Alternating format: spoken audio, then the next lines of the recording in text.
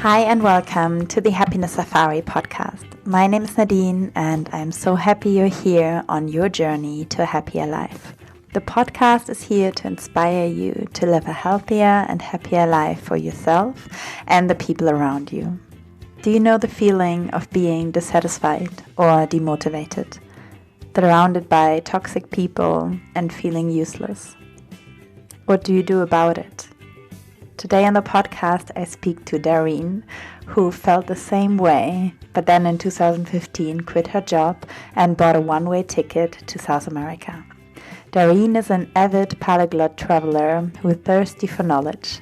She can be passionate on the dance floor up and hearing the Latin music, or a ninja when in a dojo. Everything happens for a reason is her daily motto. Darine has been in the field of training for the past 10 years, and her Ikigai is to teach, inspire, empower, and entertain others.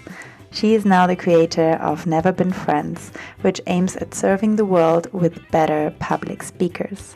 Darine and I speak about how it is to travel alone as a woman in South America, the learnings you get from traveling the world, why it's important to find a job that fulfills you, how your perception of happiness can always change, the importance of freedom and why we often take it for granted. From the interview, you will learn how you find a way if you really want something, how you can be happy when you're alone, how not to take things personally, why it's important to cut toxic people out of your life, how discovering yourself can make you happy. Enjoy the episode. Hi, welcome guys to the Happiness Safari podcast. And today I'm so delighted to speak to Darine. She is Lebanese, but is living in Malta at the moment for a long time. And I'm so happy you have the time to talk to me today. Welcome to the podcast. How are you today? Thank you, Nadine, for inviting your lovely podcast. And I'm really excited to be on your show. I'm feeling very well. I must admit, it's a nice, bright day over here. So I feel lucky to be on this tiny island sometimes. Wow. Yeah, I think you are very lucky. For most people, it's winter at the moment. And I think the sun is shining where you are. It looks like. It is indeed. Darine, would you like to tell the listeners a little bit about your own personal journey of pursuing or finding happiness, and when did it start? So it all started in 2015, to be exact, at the beginning of summer, where I felt imprisoned, I would say. Imprisoned in the sense that I felt dissatisfied. I felt demotivated to go to work, to start with. And then I felt like I was surrounded by toxic people or people who were sucking up my energy. And I felt like I'm being useless, literally useless. And I was having a conversation with a very good friend of mine, and he told me, what about literally buying a one-way ticket and go traveling, backpacking? And then I'm like, no, are you crazy? Me quitting everything? And he told me, think about it and then come back to me. And I went home and I was, what is really stopping me from going? Think about it. Work, but I'm unhappy. Family, yeah, I mean, I can always remain in contact with them. I am not committed to a relationship. I didn't have a boyfriend at that time. And I'm like, no, I need to do something. Maybe he is right. And then I called him back and I told him, I'm in. That's it. Consider me. I'm going to join forces. And he told me, what about heading to South America? And I'm like, wow, that sounds amazing, because I consider myself as a sort of a born Latina, but maybe, like, because I keep on hearing to Latin music, I dance to Latin music. I have a lot of Latin friends, and I'm like, this is it. This is the right moment, to pluck up the courage and just go. And so our first destination was Mexico. We started over there. the initial plan was to travel together.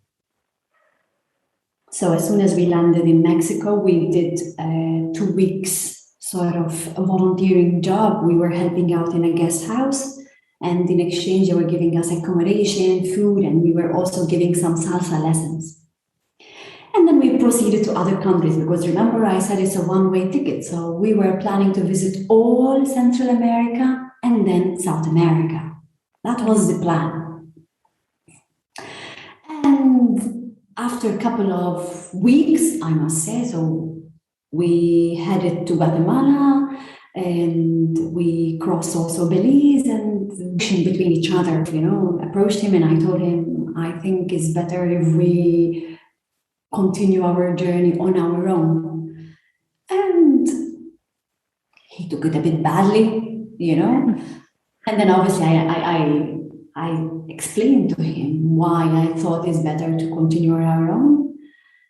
And this is what we did.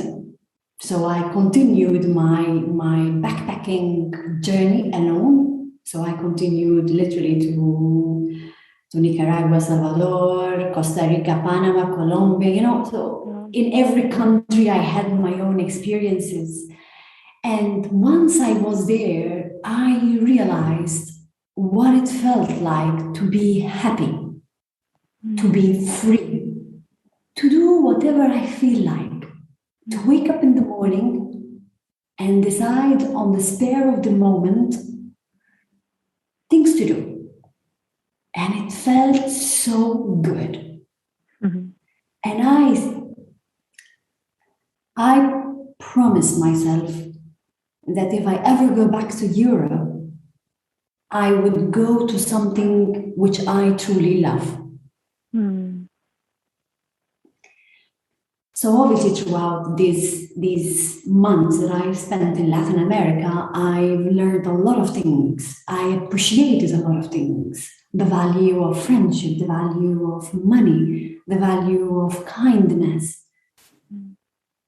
And this is why I said, if I ever go back to Europe, I need to find that happiness again. Mm. Yeah, so it all started in 2015. And in 2019, obviously in between, I stayed, I lived in Nicaragua for a long time, almost 1 year. Wow. And that I got over there, I got closer to the community because, a lot of people tend to, when they travel, they still stick to their own communities. So they would hang out with backpackers. No, what I said to myself, I'm like, no, you need to live with the locals. In fact, when I was in San Juan del Sur, it's the place where I was living, I was teaching young kids English. And over there you see things like, oh my goodness, like you would never see them in Europe, like the poverty. But even though they are poor, you will still see them smiling and being happy. So throughout all these months that I've spent over there, I came back stronger, or maybe sometimes I like to call it with a crocodile skin, And yeah, this is basically my moment of demotivation. It kicked in, and then to a moment of happiness. Wow. That sounds like a beautiful journey, an amazing trip. So how many months did you spend in total in Central and South America? Let's put it that way, 1 year and 1 month. I just want to go back to the beginning of your story, because I feel that's probably a place where also some of our listeners might be. And you said you were just very unhappy in your life, and you felt, you were kind of at the wrong place, and it doesn't really make sense, what you were doing. When your friend suggested to go traveling, I mean, what was your resistance, or what was your biggest challenge to really go for it and give up the life you had with all the security and, a monthly paycheck and everything which is related to that, pack your bags and travel the world?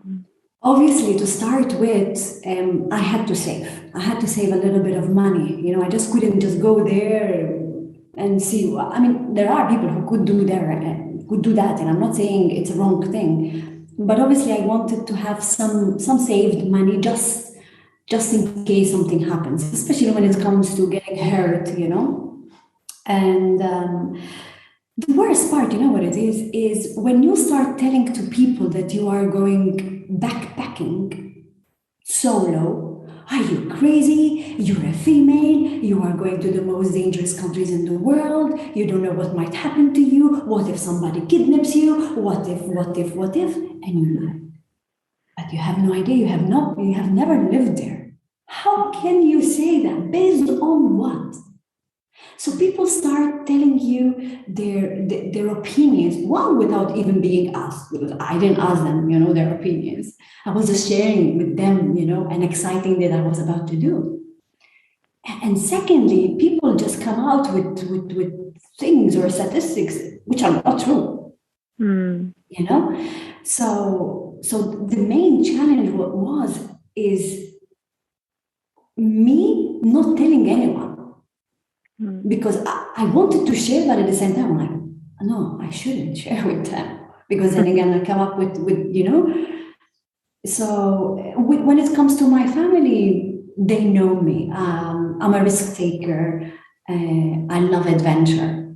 So they were not trying to tell me, no, don't go. They knew that even if they said no, I would still do it.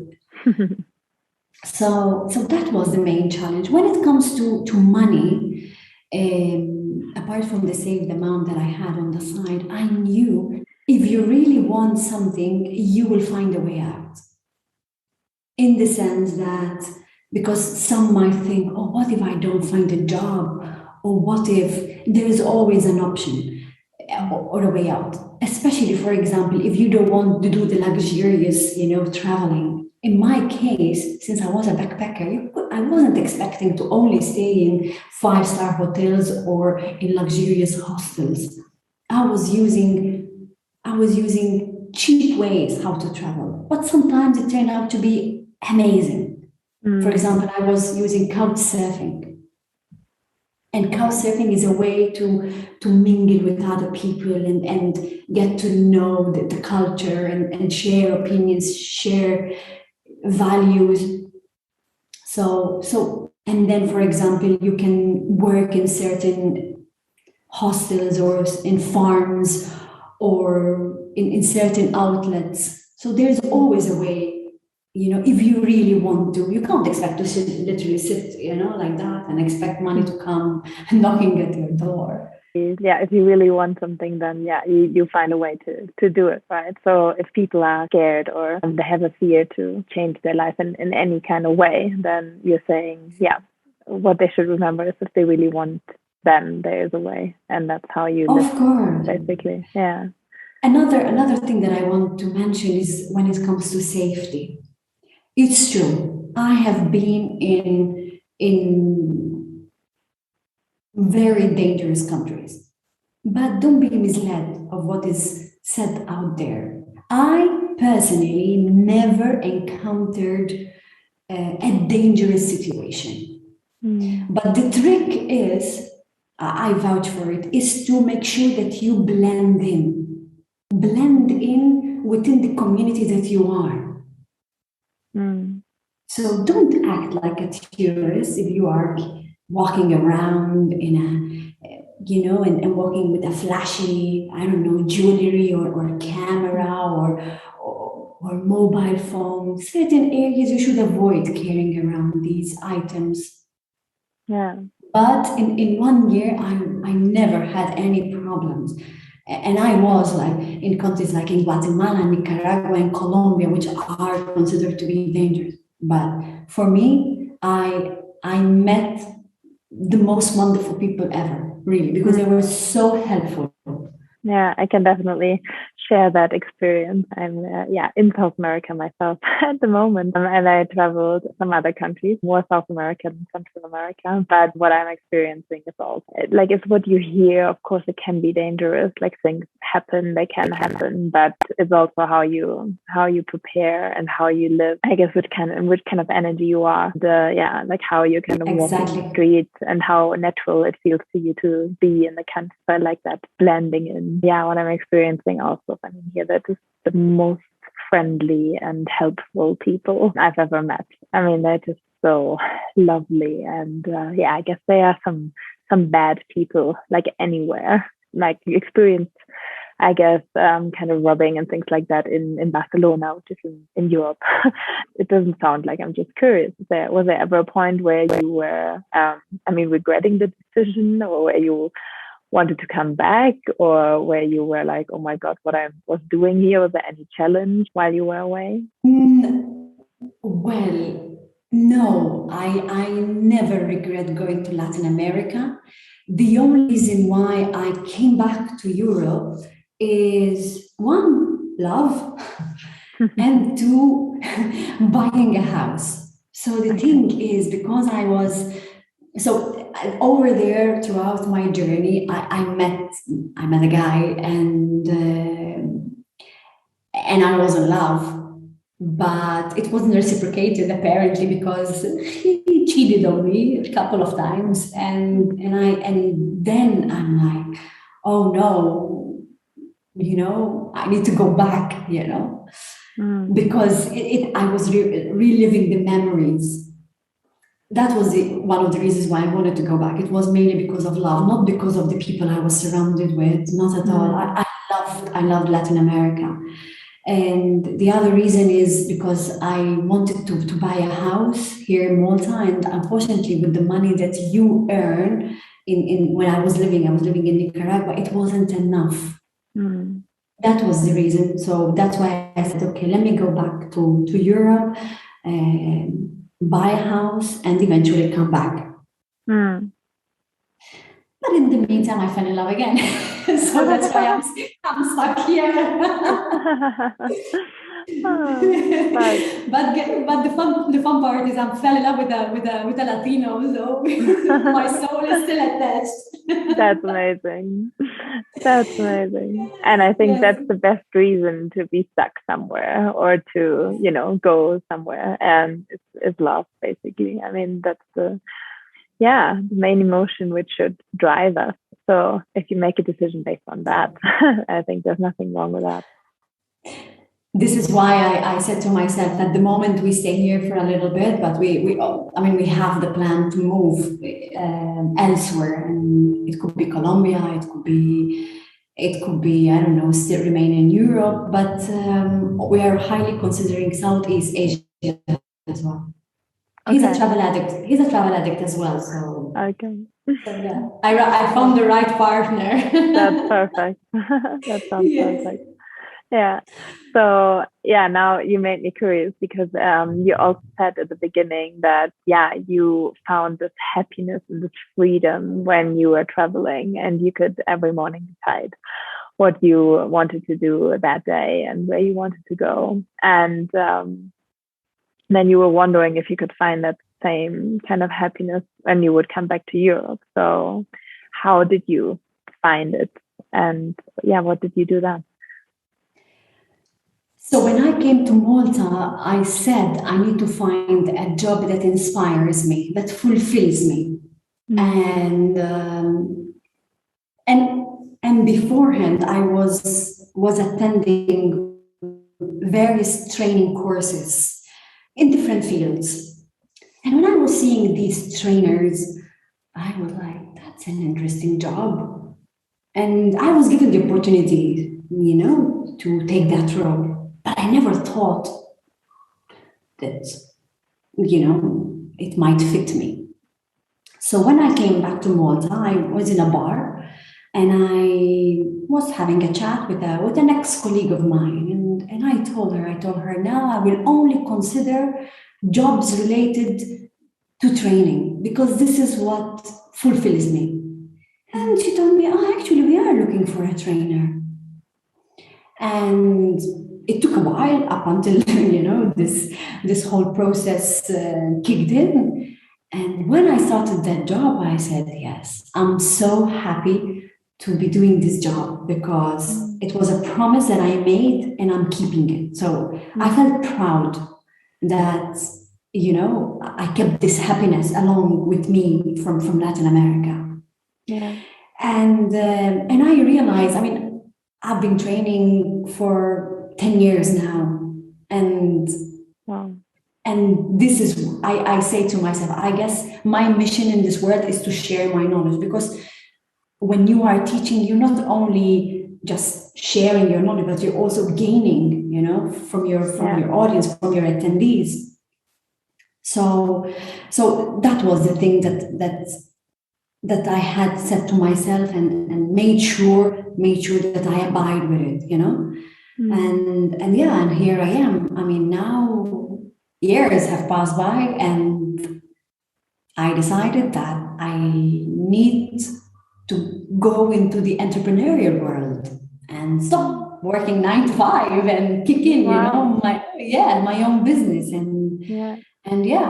So I'm still in the area of training, because I love it. And why not? And this is why I keep on saying that once you find what is that button of happiness, you need to trigger it somehow. I like that. But I also like, that you're saying having a job which fulfills you. That's what you do. And now 9 to 5, but when you're actually an entrepreneur, then even you work even more hours. But as long as you love what you do, it gives you happiness. So I really, really like that. Apart from the job, I mentioned the job as the first thing because we spend most of our time working, right? Yeah. But there are other things which I did in order to pursue happiness, not only just when it comes to my financial world, but, for example, I made sure that I am surrounded by people I look up to, people who have things to share, and they are smarter than me, wiser than me, always want, packed with knowledge, because I consider myself, I'm always thirsty for knowledge. When you are curious, you tease your brain. And when you are teasing your brain, your whole body is active and alive. I rather spend my time learning new skills, empowering myself, traveling, getting to know the world. I'd rather do that. Yeah, amazing. Well, thank you so much for sharing that story. I think that's very inspiring. So at the end, I always ask the main 3 questions. So the first one is, what does happiness mean to you? Being serene, calm. A lot of people have told me, especially close people, my family and very, very close friends, told me, Darine, we are seeing you different. And I'm like, how different? They told me you are calmer. It shows on your face. And I realize it's because I am happy. Obviously, I'm happy because I'm in love. And also because I'm physically fit. For me, health comes literally number 1. Yeah. So when you are healthy mentally, spiritually, and physically, automatically you are happy. And before, I used to think that in order to be happy, you need someone else. No, it comes from within you. So I needed to discover that within me first. I don't need anyone. So once I discovered that, automatically good things started coming my way. Like an aura we have around us. And you attract, it's like a magnet, and you attract good things as well. So this is happiness for me, being serene and being healthy. Yeah, wow. So how did you find that, within you, or that through traveling, or that you said, like, you had this epiphany that you don't need somebody else to make you happy, that it comes from within? Mind you, I was always independent in my life. So that helps as well. Like, for example, even when I travel alone. And I keep on hearing people, but how can you travel alone? You know, don't you get bored? I'm like, no, not at all. Sometimes I want to be alone because you're all the time, you know, in contact with people. So traveling definitely helps you. You can be happy, you know, with your own self. Like, I realized when I was eating alone, I was happy. When I was watching a movie in the cinema, I was happy. When I was alone in the hotel room, I was happy. Obviously, its roots come from self-confidence as well. So I had to work on that. It's a mindset thing, you know, how you look at things. Yeah. And I also learned how not to take things personally. This helped me a lot because sometimes people make comments and you start doubting yourself. And I started doing research. I spoke with various mentors. I spoke to a therapist. And, you know, it's a process that you get to do to discover yourself. And also cut ties with toxic people. You don't need those people to keep on, you know, telling you only negative things. No. You don't need people who do not share your happiness or backstab you. I mean, you don't get to choose your family, but hey, you get to choose your friends. Yeah. So I am being very picky when it comes to having certain friends around me. Okay, so first you said you're like discovering yourself, right? And then cutting toxic people as far as you can. And the third thing was to not take things personally. And I think that's actually very, very profound because people sometimes, I mean, treat you in a way and then to know that it's not about you, but it is about them. And it's probably because, you know, they are not happy, at least not in that moment. And they maybe let whatever negative emotions they have out on you, but it's not really about you. I think that's a very good way of living. Yeah. And I guess something else that I can share with the audience is listen to podcasts, listen to audio, videos, people who share out their good knowledge, you know, and this inspired me a lot and it helped me as well, you know. I was watching a lot of videos or TED Talks or listening to podcasts, you know, and also, I was cutting news. We started off our conversation by you asking me, what are the statistics of COVID cases here in Malta? And I answered you, I don't follow. I don't want to hear the news. Even in my car, I don't listen to the radio stations. I hear my music, downloaded music, you know, because I'm fed up of hearing these ads. So I also cut on interruptions. Yeah. Oh, nice. So now you answered already a little bit, but because the next question would be, what do you actually do to be happy? Definitely being active, as in practicing sport. So I discovered a new sport. Well, it's not discovered a new sport. I started practicing a new sport, which is squash. And I must say, squash is pretty demanding, you know, because even though you're playing against the wall, but you need to move a lot, and I love it. I love it. And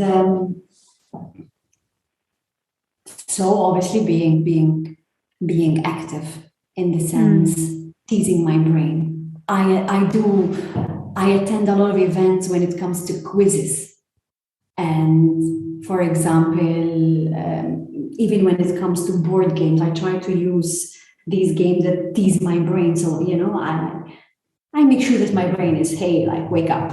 And yeah, like I told you before, cutting out of your life anything which you don't need to. Toxic people, toxic news, distractions on your phone. The phone is a big distraction. My mobile is all the time silent. Mine too. Yeah. And sometimes my partner tells me like, why is your phone silent? I tried calling you, But I do have it on silent for a reason, because I don't want to be all the time tempted to look up, at my phone for any little thing that you get. So yeah, this is basically in a nutshell how I try to be happy and have this smile. Nice. Yeah, I love that smile. For everybody who's watching, like you can see, it's truly the happiness shining out of you. Thank you. And then, yeah, my third and final question is, what was the happiest moment in your life? I would say the first one was when we got the multi-citizenship. So for all those who listen to the podcast from the beginning, I'm Lebanese, so that means I'm a third country national, obviously, to compared to the local over here in Malta. And that implied a lot of bureaucracy to go through, a lot of papers to go through, a lot of hardships to go through, financial limitations that we had to go through. And after a lot of pushings, obviously, when we submitted the application form to get the citizenship, we were rejected many times up until a person pushed for our file, and we finally got the citizenship. And that moment meant happiness, because some of you might take it for granted because maybe you've never witnessed it or felt what it feels like. But in our case, it meant freedom, freedom of movement, freedom to work in anything we wanted, freedom to get allowances, freedom to access the health system. Many factors. So that was one of the happiest moments for me and my family, because before, for example, it might sound trivial, but I'm going to share it with you. For example, if we had to organize a school trip, and when you go to the airport, you have one side, all European citizens, and the other one, other passports. And all my classmates would go through, and me waiting there in the queue, getting, scrutinized or analyzed or, checking, And that bothered me because I felt less. Yeah. But it was a procedure. You can't do otherwise, So now, once I got it, I realized, wow, what it meant, And it could be any other thing, that sometimes we take for granted. But once it's been taken away from you or given to you, you appreciate it more. Yeah. So yeah, the multi-citizenship was definitely the best moment. Well, I can imagine.